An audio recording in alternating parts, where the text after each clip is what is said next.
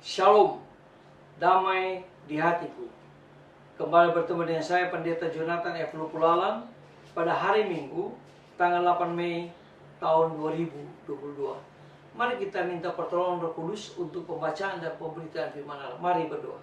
Tuhan Yesus, terima kasih atas nafas hidup yang Tuhan Yesus masih berikan kepada kami.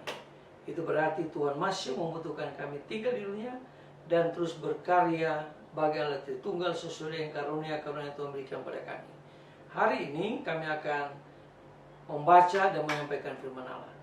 Biarlah Tuhan urapi hamba-Mu dan kuasa Roh-Mu yang kudus, dan Tuhan senantiasa juga memberikan penerangan kepada para pendengar daripada firman Allah ini. Berfirmanlah karena kami sudah siap untuk mendengarkan firman. Dalam nama Tuhan Yesus kami berdoa. Amin.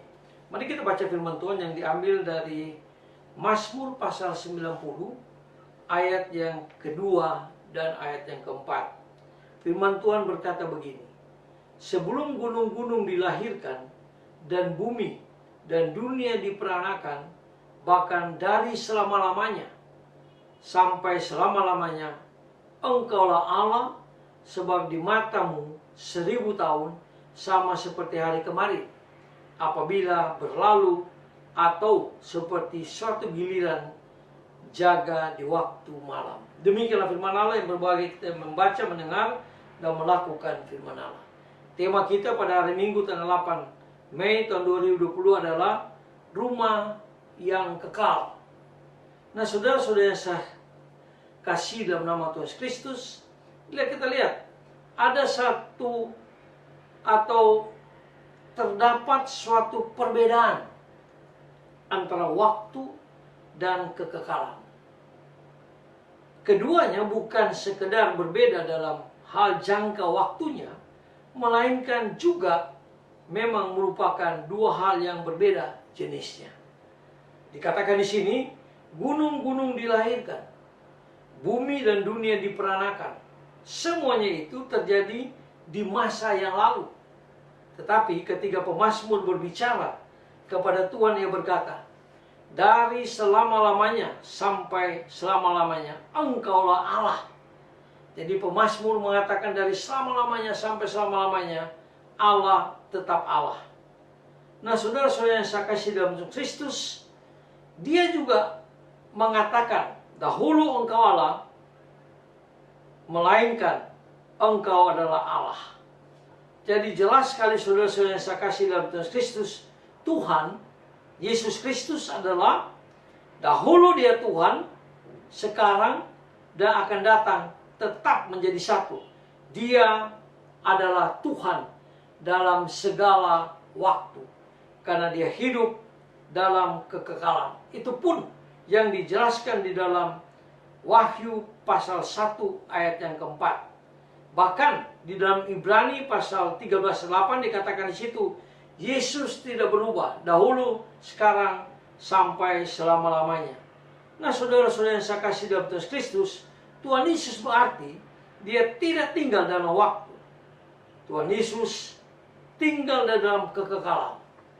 Jadi yang kita harus kejar bukan waktu, tapi yang harus kita kejar adalah kekekalan.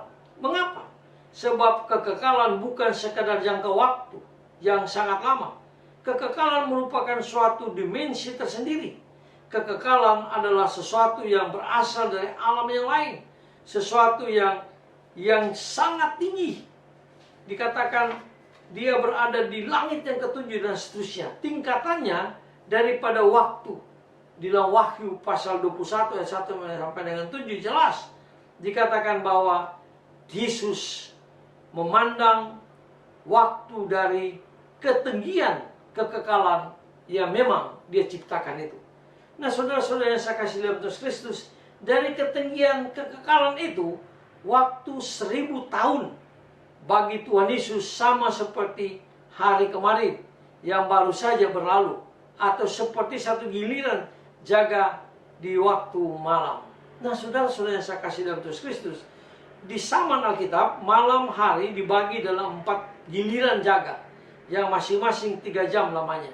Jadi 1000 tahun bagi Tuhan adalah seperti waktu 3 jam yang dilewati oleh kita sebagai manusia. Nah, saudara-saudara yang saya kasih dalam Tuhan Kristus, dijelaskan di dalam 2 Petrus pasal 3 ayat 8c, di hadapan Tuhan, satu hari sama seperti 1000 tahun. Dan 1000 tahun sama seperti satu hari. Nah, saudara-saudara yang saya kasih dalam Tuhan Kristus, Tuhan mengundang kita semua untuk mengenal dan menerima Kristus secara pribadi. Yang berarti bahwa Tuhan Yesus membuka pintu bagi kita untuk keluar dari waktu lalu masuk kepada kekekalannya. Jadi kalau kita sungguh-sungguh bertobat, lalu membuka hati kita, menerima Yesus sebagai Tuhan dan Juru Selamat kita, maka kita bukan hidup dalam waktu, tapi kita hidup dalam kekekalan. Itu juga yang dijelaskan di dalam Wahyu pasal yang ketiga ayat 20. Nah, saudara-saudara yang saya kasih dalam Tuhan Kristus, tubuh kita yang fana ini masih dibatasi oleh kendala waktu. Tetapi roh kita pasti akan menemukan surga yang kekal jikalau kita dipanggil Tuhan. Kapan saja kita dipanggil Tuhan, kita tidak lagi hidup pada waktu, tapi kita hidup dalam kekekalan. Nah, saudara-saudara yang saya kasih dalam Tuhan Kristus, inilah hidup yang kekal itu, yaitu bahwa mereka mengenal Tuhan Yesus satu-satunya Allah yang benar, dan mengenal Yesus Kristus yang telah diutus oleh Allah. Itu dijelaskan di dalam Yohanes pasal yang ke-17 ayat yang ketiga. Bahkan di dalam Yohanes 3 ayat 16 sama dikatakan bahwa karena begitu besar kasih Allah akan dunia ini atau saudara saya, sehingga dia telah mengaruniakan anaknya yang tunggal di Tuhan Yesus Kristus, bahwa setiap orang yang percaya padanya akan memiliki hidup yang kekal. Jadi kita harus mengejar hidup yang kekal, bukan mengejar waktu. Karena waktu adalah sangat singkat. Bahkan di dalam Efesus pasal yang ke-5 dikatakan, ayat 16 dikatakan waktu-waktu inilah jahat. Jadi kita tidak boleh mengejar waktu, tapi marilah kita mengejar akan kehidupan yang kekal. Tidak ada pilihan lain kecuali Anda dan saya bertobat dan menerima Yesus sebagai Tuhan dan Juru Selamat saya pribadi, maka kita akan tinggal di dalam rumah yang kekal, yaitu surga yang memang Tuhan Yesus sudah sediakan bagi kita. Itulah sebabnya sekali lagi, mari kita tinggalkan dosa kita. Dosa persinahan, dosa perjudian, dosa perselingkuhan, dosa apa lagi? Berbagai-bagai dosa yang besar dan kecil. Dosa korupsi, kita tinggalkan semua itu. Dosa narkoba, kita tinggalkan semuanya itu.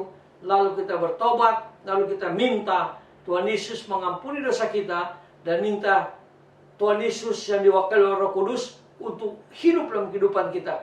Sehingga nanti kalau kita dipanggil Tuhan, pasti kita akan memiliki rumah yang kekal yang sudah disediakan oleh Tuhan Yesus, yaitu surga yang kekal. Mari kita tunduk kepala, kita berdoa. Tuhan Yesus, terima kasih karena Tuhan Yesus lahir, mati, bangkit, dan pulang ke surga, menyediakan tempat rumah yang kekal di surga bagi kami yang mau bertobat. Itulah sebabnya Tuhan, tolonglah kami supaya kami sungguh-sungguh bertobat dan percaya kepada Tuhan Yesus, membuka hati kami, dan Tuhan Yesus pasti akan mengampuni kami, dan Tuhan Yesus pasti akan membawa kami ke dalam rumah yang kekal yang sudah disediakan oleh Tuhan Yesus. Dengarlah doa kami, dalam kasih dan pengampunan Kristus kami berdoa. Haleluya, amin. Terpujilah Kristus dari kekal masa lampau sampai kekalan selama-lamanya.